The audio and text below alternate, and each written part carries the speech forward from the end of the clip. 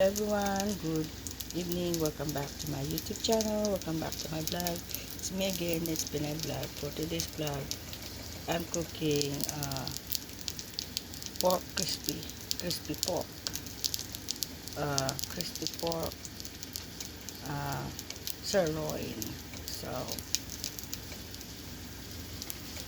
it's yummy and delicious. Is for dinner. So thank you for watching, everyone. God bless. And if you're new to my YouTube channel, you haven't liked, share, subscribe, please don't forget to pull the notification bell for all and watch the video until the end. And regular shout out to all the viewers, subscribers. Hello everyone, it's me again. It's Pinay Vlog. Please like and share, subscribe, and very much appreciate you.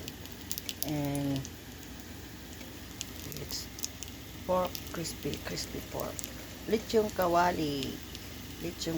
So hello everyone, mabuhay pa tayong lahat sa manta naroon ng sulok ng mundo. Good evening here in the US. Good morning in PI Philippines, and good afternoon somewhere in the UK. Wherever you are, stay safe as always, and God bless everyone. Thank you for watching, and please help me to support my YouTube channel by subscribing, like, and share. And hope everyone enjoy watching this for my short video. And welcome back to my YouTube channel. Welcome back to my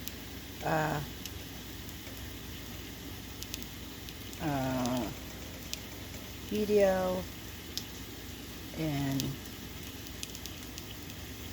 see you again soon, everyone. So long, and take care, and God bless everyone. So thank you for watching. See you again soon. Is lechong kawali. Look at this lechong kawali with skin. Look at how yummy and delicious lechong kawali. So yummy and delicious is done.